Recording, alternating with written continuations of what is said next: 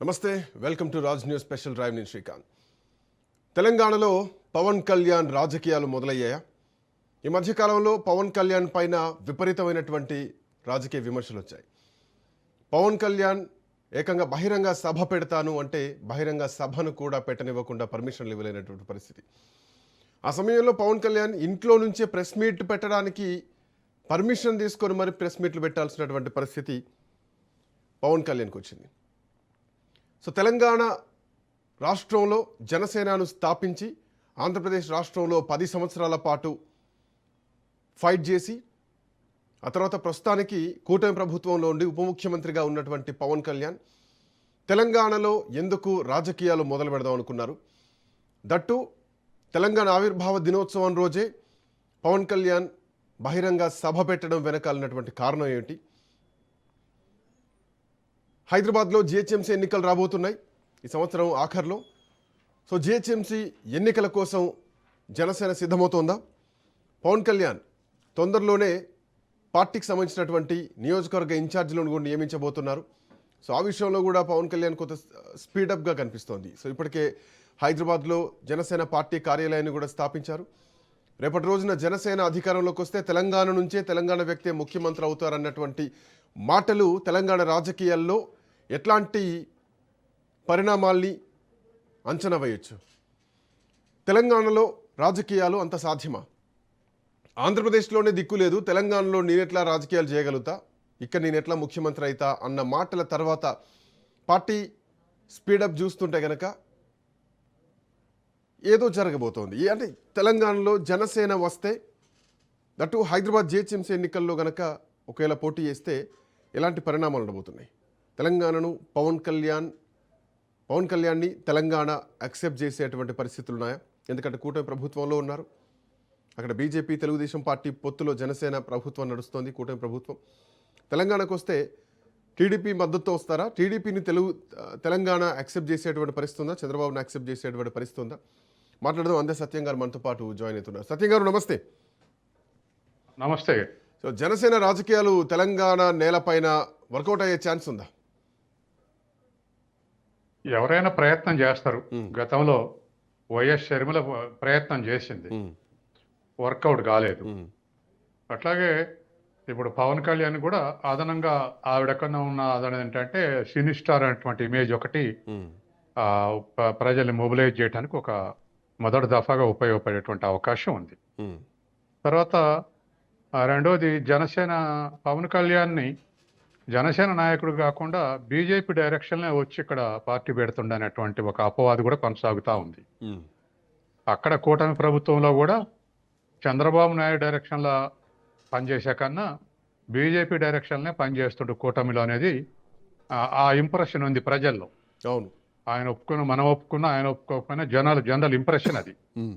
కాబట్టి అటువంటి ఇంప్రెషన్లు ఇక్కడికి వచ్చినప్పుడు తెలంగాణ బీజేపీ ఎంకరేజ్మెంట్, తర్వాత సెంట్రల్ బీజేపీ ఎంకరేజ్మెంట్ తోటే ఇక్కడ జనసేన పెట్టే అవకాశం ఉందనేది ఎక్కువ మంది అభిప్రాయపడేటువంటి అవకాశం ఉంది, ఆ అంచనా ఉంది. తర్వాత రెండోది, ఈ వివిధ రాష్ట్రాల్లో పార్టీ పెట్టాల్సినప్పుడు ఒక సమగ్ర దృక్పథం అవసరం. ఆయన ఆ మధ్యనే మన ఈ ఆంధ్రాలో కొబ్బరి తోటలో చెట్లు ఎండిపోతున్నప్పుడు తెలంగాణ వాళ్ళ దిష్టి తగిలే కొబ్బరి చెట్లు ఎండిపోతున్నాయి అనేటువంటిది ఒకటి బాగా చాలా పెద్ద ఎత్తున చిచ్చురేగింది. ఇటువంటి ఇంబ్యాలెన్స్డ్ స్టేట్మెంట్స్ ఇస్తే ఇప్పుడు తెలంగాణలో అదే లేవనెత్తుతారు. కోనసీమలో ఆ కొబ్బరి చెట్లు ఎండిపోయినప్పుడు పవన్ కళ్యాణ్ ఒక స్టేట్మెంట్ ఇచ్చాడు, దానికి తెలంగాణలో పెద్ద రగడ నడిచింది. కాబట్టి తెలంగాణలో సినిమా వేషాలు వేసి తెలంగాణలో సినిమా నిర్మాణం చేసి ఒక స్టార్ అయినటువంటి వ్యక్తి తెలంగాణలో ఆ స్టేట్మెంట్ ఇవ్వద్దని చెప్పేసి అప్పుడు ఒక పెద్ద చర్చ జరిగింది. కాబట్టి అట్లా ఇచ్చిన తర్వాత మొబిలైజ్ కావాలంటే విమర్శలే దాడి ఎక్కువ ఉండేటువంటి అవకాశం ఉంది. ఉదాహరణకు కేసీఆర్ తెలంగాణ ఉద్యమంలో ఆంధ్ర ప్రజల మీద దాడి చేశాడు, విమర్శలు చేశారు, తీవ్రమైన విమర్శలు చేశాడు. ఆ తర్వాత బీఆర్ఎస్కు పెట్టినప్పుడు ఆంధ్రాలో ఒక యూనిట్ పెడతని ఆయన రిటైర్ ఐఆర్ఎస్ ఆఫీసర్ తోటి ఆంధ్రాలో కూడా బీఆర్ఎస్ యూనిట్ పెట్టాడు. అవును, ఇక్కడ షర్మిల ఎట్లా ఫెయిల్ అయిందో అక్కడ ఆయన కూడా అట్లా ఫెయిల్ అయ్యింది. ప్రజలు మొబిలైజ్ కాలేదు. కాబట్టి ఈ దృక్పథాలు కలిగి ఉన్న అంటే తర్వాత సార్ ఇప్పటికీ జనసేన ఆంధ్రప్రదేశ్లోనే బలపడడానికి ప్రయత్నం చేయాలి. రేపు పొద్దున ముఖ్యమంత్రిగా పవన్ కళ్యాణ్ ఎదగడానికి ఆంధ్రప్రదేశ్ రాజకీయాలే చాలా కీలకం. గతంలో కేసీఆర్ కూడా తెలంగాణను వదిలేసి మహారాష్ట్ర పైన దృష్టి పెడితే తెలంగాణలో అధికారం లేకుండా పోయినటువంటి పరిస్థితి. సో ఇప్పుడున్నటువంటి సిచ్యువేషన్లో అంటే ఆవేశానికి పోయి తెలంగాణ రాజకీయాల్లో వేలు పెడితే అది ఆంధ్రప్రదేశ్లో జనసేనకు నష్టం కాదా? నాకు ఖచ్చితంగా నష్టమే. ఎందుకంటే ఆంధ్రప్రదేశ్లో జనసేన వెల్నెట్ ఆర్గనైజేషన్ కాదు, ఇంకా మంచి నెట్వర్క్ ఉన్నటువంటి పార్టీ తెలుగుదేశమే. అవును, కాకపోతే గెలుపులో పవన్ కళ్యాణ్ యొక్క పాత్ర చాలా ఉంది. పాయింట్. కానీ అట్లే స్థిరంగా ఉండాల్సినటువంటి అవసరం లేదు, మార్పులు వస్తూ ఉంటాయి. తర్వాత ఇంకోటి కూడా ఏమిటంటే బీజేపీ చంద్రబాబు నమ్మిన దానికన్నా పవన్ కళ్యాణ్ ఎక్కువ నమ్ముతుంది అనేటువంటి చర్చ కూడా నడుస్తుంది. తర్వాత రేపు తెలంగాణలో జనసేన పవన్ కళ్యాణ్ పెట్టి జనాన్ని మొబిలైజ్ చేస్తే తెలుగుదేశం పార్టీ లేదా చంద్రబాబు నాయుడు సహకరించేటువంటి అవకాశం లేదు. ఎందుకు లేదంటే వాళ్ళు కనుక మళ్ళీ కేసీఆర్ తోటి ఇదైతే అప్పుడు మళ్ళీ తెలుగుదేశం డిస్కరేజ్ చేసే బట్ అవకాశం. ఒకవేళ బీజేపీ పొత్తుతోటి జనసేన తెలంగాణలో రాజకీయాలు చేస్తే అది బీజేపీకే నష్టం కదా? అట్లాంటి ప్రయోగం చేస్తుందా? గతంలో అట్లా నష్టపడిందిగా తెలుగుదేశం. అవును, తెలుగుదేశం తోటి పొత్తు పెట్టుకొని ఆ కాంగ్రెస్ నష్టపడింది కదా. అందుకని అటువంటి నష్టం జరిగే అవకాశం ఉంది. ఇంకా తెలంగాణ ప్రజల్లో సాధారణ జీవితంలో సెంటిమెంట్ లేదు, కానీ ఏదైనా ఎన్కౌంటర్ వచ్చినప్పుడు ఆ స్టేట్మెంట్స్ వచ్చినప్పుడు ఖచ్చితంగా మళ్ళీ సెంటిమెంట్ వర్కౌట్ అవుతూనే ఉంది. ఆంధ్ర రాష్ట్రం నుంచి పవన్ కళ్యాణ్ అయినా చంద్రబాబు నాయుడు అయినా ఎవరైనా తెలంగాణ పాలిటిక్స్ మీద అటాక్ చేస్తే అది కేసీఆర్కే ఉపయోగపడుతుంది. కాబట్టి కేసీఆర్ సెంటిమెంట్ని రైజ్ చేయడానికి ఈ అవకాశాలను ఉపయోగించుకుంటాడు. అందువల్ల పవన్ కళ్యాణ్ స్టేట్మెంట్లు ఇవ్వటం వల్ల ఆ కాంగ్రెస్కి నష్టపెడతాం కానీ కేసీఆర్ నష్టపెట్టలేడు. ఆ విధమైనటువంటి డైమెన్షన్ తీసుకునేటువంటి అవకాశం ఉంది.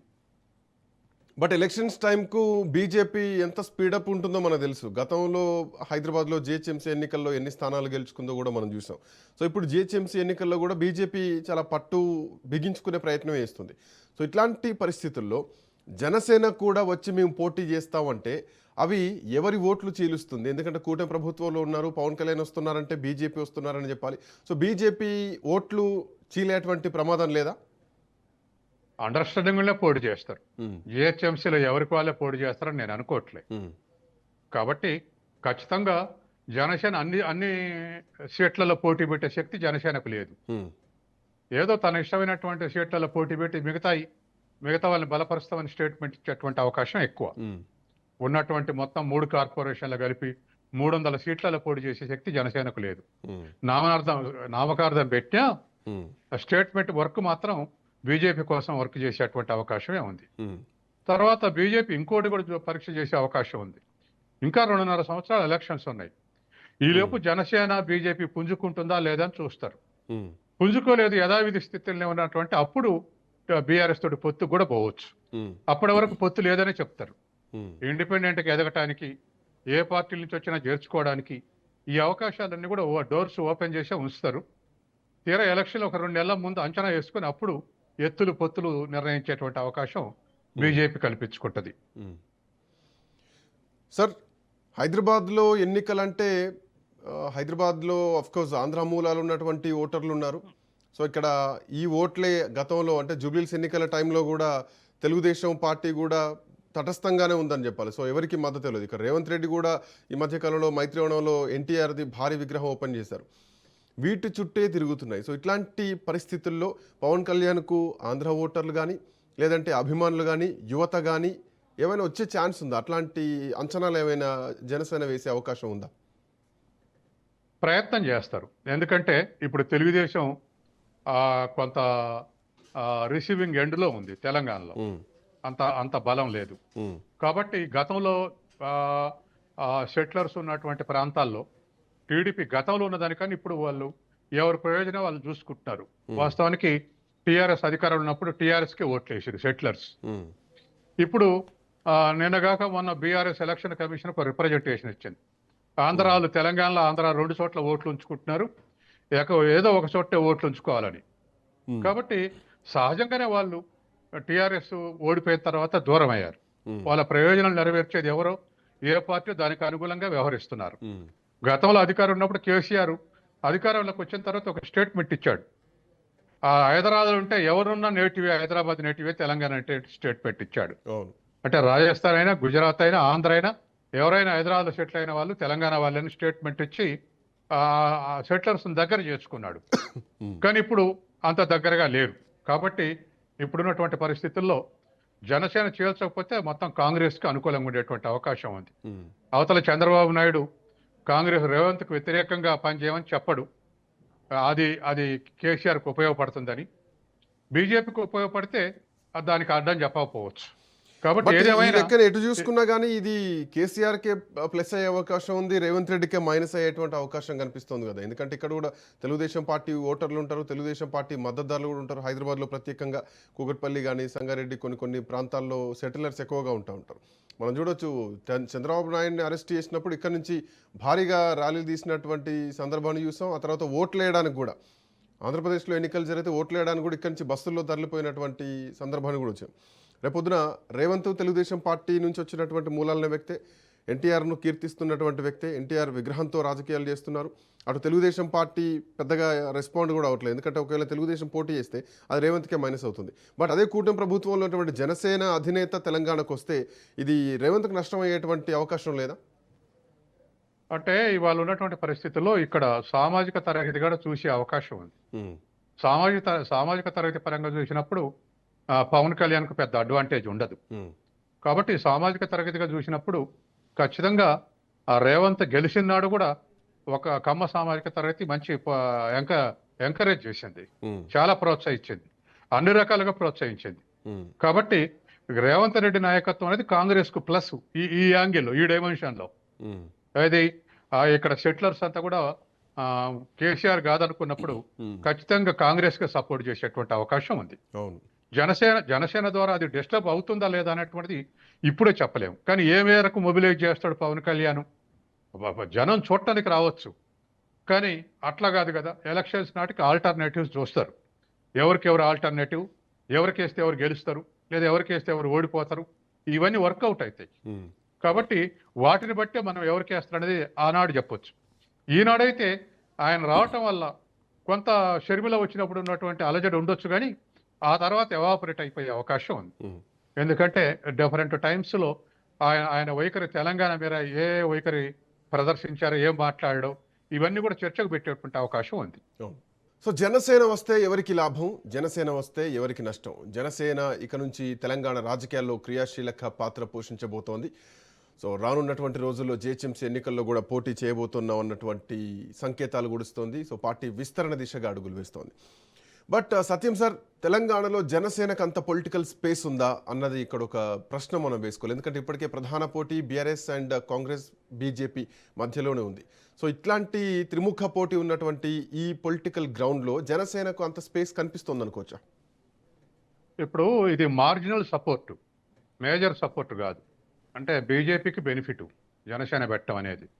ఎందుకంటే తెలంగాణలో బీజేపీ వీకెస్ట్ పార్టీ మిగతా మూడిట్లలో. అటువంటి అప్పుడు బీజేపీ ప్రయత్నం చేస్తున్నప్పుడు బీజేపీకి ఒక క్రౌడ్ పుల్లర్ కావాలి.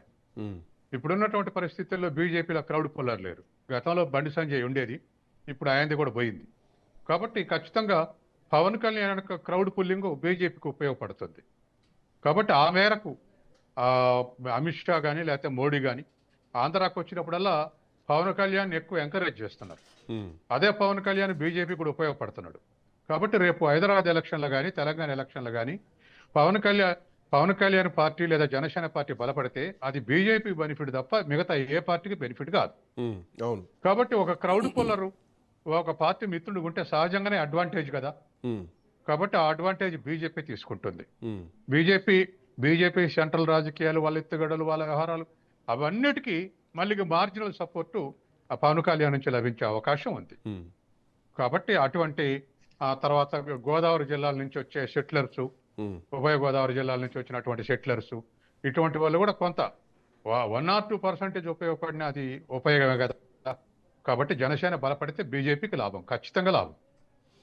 కోర్స్ అంటే ఇది జనసేన బలపడితే బీజేపీకి లాభం అంటే సార్ బీజేపీ ఇప్పటివరకు మనం చూస్తున్నాం ఆయా రాష్ట్రాల్లో ఉన్నటువంటి ప్రాంతీయ పార్టీలను తమ వైపు తిప్పుకోవడానికి ప్రయత్నం చేస్తుంది తప్ప సో కొత్తగా ఎంకరేజ్మెంట్ అంటే చాలా కష్టం అని చెప్పాలి. సో విజయ్ విషయంలో కూడా ప్రయత్నం చేసింది, బట్ విజయ్ సింగిల్ స్టాండ్ తీసుకొని నిలబడ్డారు.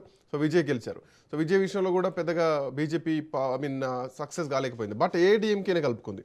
సో అట్లా బీజేపీ పవన్ కళ్యాణ్ నమ్ముకుంటే తెలంగాణలో లాభం జరిగేటువంటి అవకాశం ఎంతవరకు ఉంది?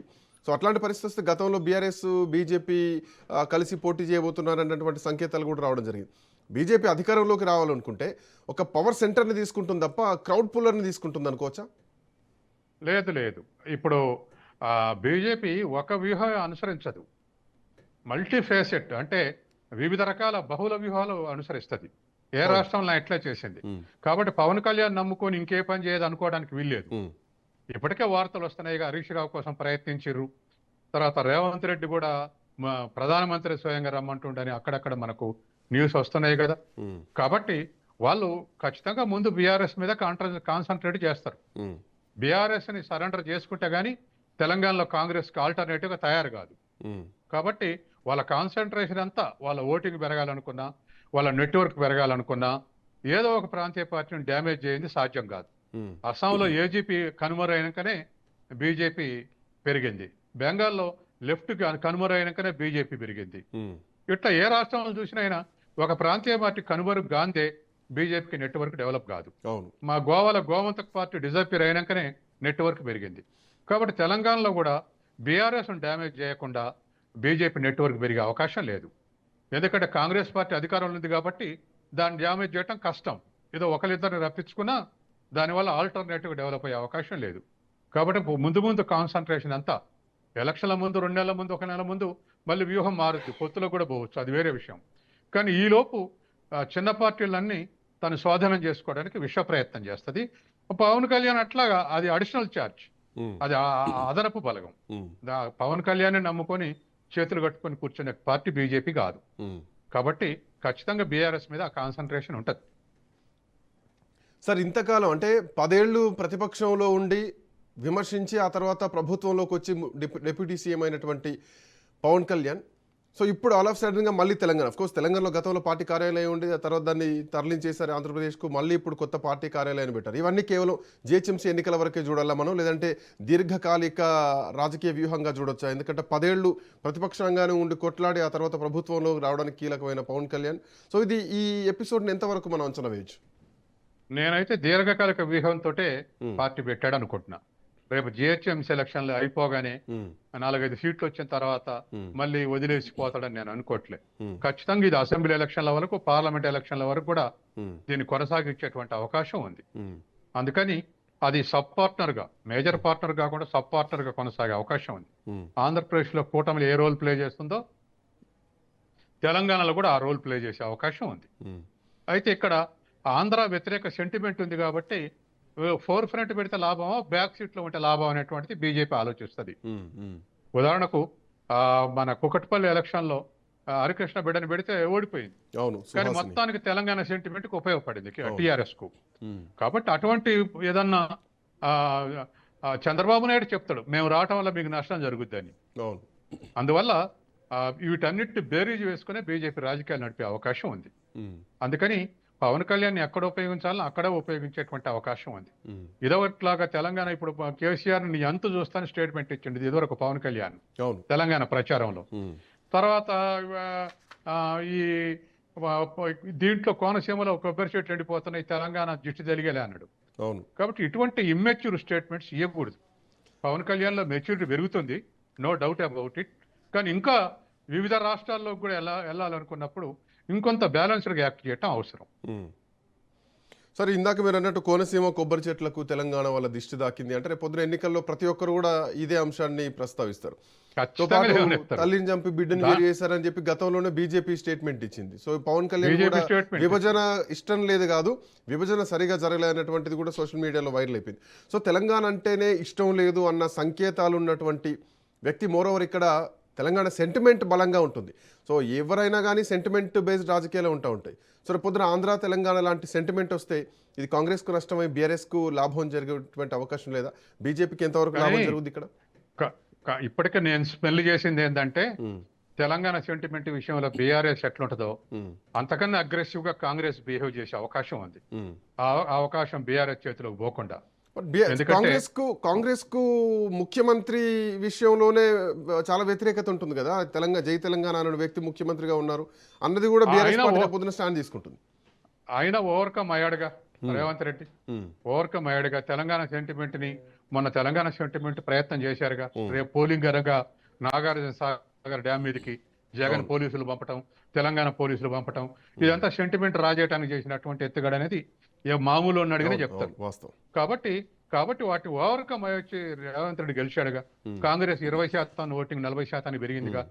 కాబట్టి రేపు కూడా ఇటువంటి సెంటిమెంట్ కోసం బీఆర్ఎస్ ప్రయత్నం చేస్తే అంతకన్నా అగ్రెసివ్ గా కాంగ్రెస్ బిహేవ్ చేసే సరే, పొద్దున ఈ అవకాశం కామెంట్ కూడా ఉంది. వస్తుంది. ఏపీలోనే దిక్కు లేదు, తెలంగాణలో మేమే రాజకీయాలు చేస్తాం, నేను ఎట్లా ముఖ్యమంత్రి అయితా అన్నటువంటి వ్యక్తి రేపు పొద్దున ఇవాళ పార్టీ పెడుతున్నారు. తెలంగాణ నుంచి ముఖ్యమంత్రిగా తెలంగాణ అభ్యర్థి ఉంటారనేటువంటి ప్రకటన చేస్తున్నారు. సో ఈ వ్యూహం జనాలకు అర్థం కాదా? అంత ఈజీగా తెలంగాణలో రాజకీయాలు చేయడం సాధ్యమా? ఇప్పుడు అది పవన్ కళ్యాణ్ అది ఒక ఇంటలెక్చువల్ స్టేట్మెంట్. ఉమ్, అంటే తనే ఫోర్ ఫ్రంట్ లో తనే ముఖ్యమంత్రి కావడానికి వచ్చిండట్టే తెలంగాణ సెంటిమెంట్ ఎగనెస్ట్ వర్క్ చేస్తుందని, నాకు ముఖ్యమంత్రి అయ్యే ఉద్దేశం లేదని చెప్పేసి అదొక ప్యాసివ్ గా జనంలోకి పోవటానికి. ఇప్పుడు ఎదురుగా పోయి ఢీకొనటం వేరు, పక్క నుంచి పోవటం వేరు. కాబట్టి అట్లా ఎదురుగా ఢీకొనే విధమైనటువంటి ఎంట్రీ కరెక్ట్ కాదనుకొని ఆ స్టేట్మెంట్ ఇచ్చాడు. ఉమ్. కాబట్టి తను నిర్మాణం చేసుకోవటం, తను ఆయా నాయకులను ఐడెంటిఫై చేసుకోవటం, నియోజకవర్గాలను ఐడెంటిఫై చేసుకోవటం, ఇట్లా నిర్మాణ వర్క్ చేసుకుంటూ జనంలో పోకుండా సెంటిమెంట్ రాకుండా చూసుకునే ప్రయత్నం ముందు చేస్తాడు Pawan Kalyan. Thank you sir, thanks for joining. So తెలంగాణలో పవన్ కళ్యాణ్ రాజకీయాలు జిహెచ్ఎంసీ ఎన్నికల వైపే కనిపిస్తున్నాయా? పార్టీ కార్యకలాపాలు విస్తృతం చేయడం, రేపు పొద్దున నియోజకవర్గ ఇన్ఛార్జీలను కూడా నియమిస్తామని చెప్పడం. సో ఇప్పటికే ఒక కోర్ కమిటీని కూడా నియమించి రేపటి రోజు తెలంగాణ రాష్ట్ర వ్యాప్తంగా రాజకీయాలు చేయబోతున్నటువంటి దీర్ఘకాలిక వ్యూహంతో వస్తున్నటువంటి పవన్ కళ్యాణ్ తెలంగాణ గడ్డపైన తెలంగాణ సెంటిమెంట్ను మధ్య ఎదుర్కొని తెలంగాణలో రాజకీయాలు చేయడం అంత సాధ్యమేనా? సో క్రౌడ్ పుల్లర్ వేరు, అవి ఓట్లుగా మారడం వేరు. సో ఓట్లుగా మారేటువంటి అవకాశం ఉంటుందా? ఇప్పటికే బీఆర్ఎస్ తెలంగాణ హక్కుగా తెలంగాణ సెంటిమెంట్తో వెళ్తూ ఉంటుంది. సో అటు కాంగ్రెస్ పార్టీ ఆల్రెడీ అధికారంలో ఉంది, ప్రధాన ప్రతిపక్షంగా బీఆర్ఎస్ పార్టీ ఉంది. బీజేపీ ఎట్టి పరిస్థితుల్లో అధికారంలోకి రావడానికి ఇంకా కొత్త అస్త్రాలు కూడా ఎన్నికల సమయానికి తీస్తుంది. బీసీ కార్డు అంటారు, బీసీ ముఖ్యమంత్రి అంటారు. సో బలమైనటువంటి నాయకత్వాన్ని బీజేపీ వైపు మళ్ళించుకునేటువంటి అవకాశం కూడా ఉంటుంది. సో ఇట్లాంటి పొలిటికల్ గ్రౌండ్లో జనసేనకు అంత స్పేస్ దొరుకుతుందన్నది చూడాలి. చూద్దాం ఎట్లాంటి పరిణామాలు ఉండబోతున్నాయో. That's all for now. Next updates continue అయితే కీప్ వాచింగ్ రాజ్ న్యూస్.